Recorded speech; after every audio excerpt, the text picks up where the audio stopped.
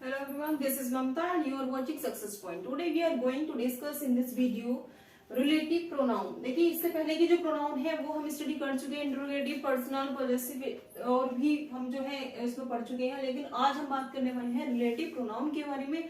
Relative pronoun होते क्या है? देखिए जैसे कि नाम से ही शो हो रहा है रिलेटिव प्रोनाउन, हमें कीवर्ड पकड़ने होते हैं और उन्हीं कीवर्ड से जो है हम उसका मीनिंग जो है जान लेते हैं, हमें इजी हो जाता है उनको समझना।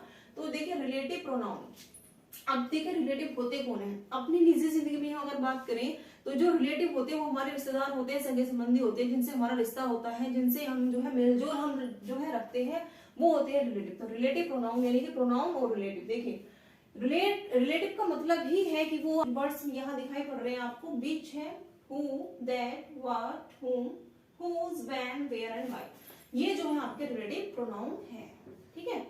इनको आपको ध्यान रख लेना है। और वैसे भी अगर ध्यान नहीं भी रखोगी, जब आपके सामने एग्जाम्पल आएगा तब आपको इजीली पता लग जाएगा कि आप जो है यहाँ पर किस के बारे में जो है बात कर रहे हैं, या फिर अगर इनको सिलेक्शन करने के लिए आता है, सिलेक्ट करने के लिए आता है, चूज करने के लिए आता है, तब भी आप इजीली इसको कर लोगे। With, who, that, what, whom, whose, when, where and why.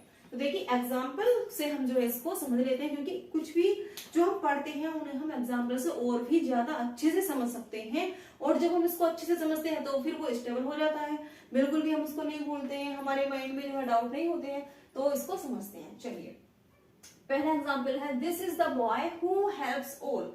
देखिए हमें इसमें ध्यान रखना क्या है, this is the boy who helps all. देखिए यहाँ जो है हमारा जो रिलेटिव प्रोनाउन है वो वर्ड क्या है, हमें पहले वही देखना है कि हमारा जो रिलेटिव प्रोनाउन है वो है क्या।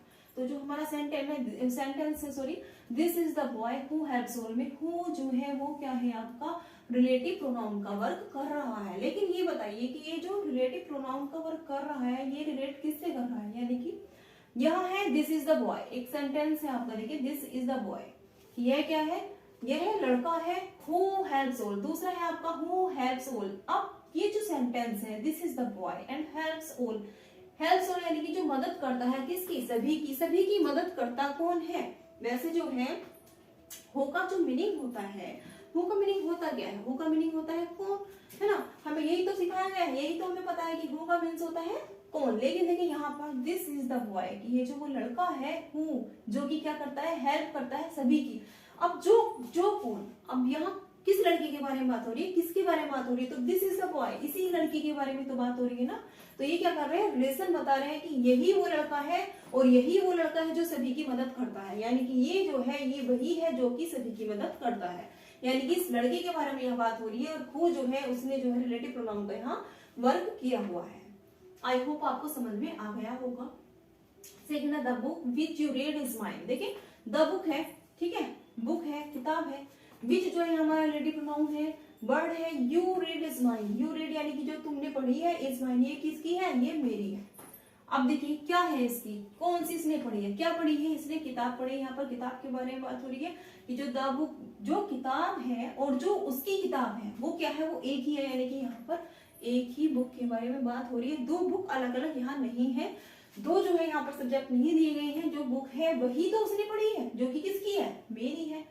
यानी कि तुमने जो पुस्तक पढ़ी है वो मेरी है, तुमने जो पुस्तक पढ़ी है यानी कि जिसने वो पुस्तक पढ़ी है वो, और जिसकी वो पुस्तक है वो, यानी कि the book which you read is mine, जो पुस्तक पढ़ी जा रही थी वो किसकी थी, मेरी थी, ठीक है, जिसे यानी कि तुमने पढ़ा था या फिर तुम पढ़ रहे थे।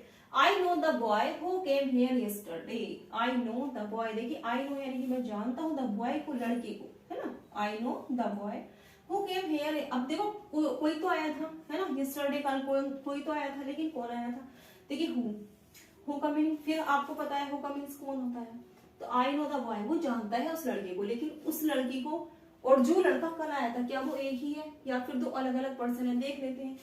देखिए आई नो द बॉय, मैं जानता हूँ लड़के को, हूँ जो कि केम हियर यस्टरडे, जो कि कल आया था, यानी कि ये वही लड़का है जिसे वो जानता था जो कि कल आया था। कल आने वाला जो लड़का था, जो कल आ चुका था, वही जो है वो लड़का था जिसको वो जानता था, यानी कि दोनों ही जो है जो बात की जा रही है वो एक ही लड़के के बारे में की जा रही है, दो अलग अलग लड़कों के बारे में बात यहाँ नहीं हो रही है, ठीक है। फिर है आपका he is the man whose mother is dead. देखिए हो सकता है मेरी जो बोलने की स्पीड है वो थोड़ा ज्यादा हो रही हो, स्पीड थोड़ी बड़ी हुई हो रही हो, आपको समझ में नहीं आ रहा हो, कोशिश करूंगी मैं धीरे धीरे थोड़ा बोलूं, लेकिन मुझे नहीं लग रहा कि मेरी तबीयत थोड़ी डाउन लग रही है, तो इसीलिए देखिए, he is the man whose mother is dead. ठीक है, ही इज द मैन, वह क्या है, ही इज द मैन, ये वही है, हुज मदर इज डेड, जिसकी जो माता जो है वो डेड हो चुकी है ना, मर चुकी है। तो हुज जो वर्ड है ये यहाँ पर रिलेटिव प्रोनाउन कवर कर रहा है। जैसे कि फर्स्ट सेंटेंस में हु है, सेकंड में विच है, थर्ड में हु है, फोर्थ में भी हुज है। ठीक है, ये वही है, और जो जिसकी माता है वो भी वही है। मदर इज डेड, किसकी माता मरी है, किसकी जो मदर है जो वो डेड हो गई है, वो ही इज द मैन, उसी ही जो इंसान की, यानी कि दोनों ही एक है। तो हुज जो है यहाँ पर रिलेटिव प्रोनाउन का काम कर रहा है, ये प्रोनाउन को आपस में जोड़ने का काम करता है, जिसको हम रिलेटिव प्रोनाउन बोलते हैं। आई होप आपको ये सब समझ में आ गया होगा। देखिए, आपको पता है कि हु जो है, हु जो है वो नोमिनेटिव केस में यूज होता है, सब्जेक्टिव केस में यूज होता है, जबकि जो होम है वो हमारा ऑब्जेक्टिव केस में यूज होता है, उसको हम ऑब्जेक्ट की तरह से यूज करते हैं। ये पॉइंट आपको रिमेम्बर रखना है, कभी कभी सीधे सीधे इसी पर क्वेश्चन जो है एग्जाम में पूछ ले जाते हैं। तो आई होप आपको वीडियो समझ में आ गई होगी। आज की वीडियो को देखने के लिए धन्यवाद, थैंक यू, और मेरे चैनल को कर दीजिएगा subscribe. Thanks for watching this.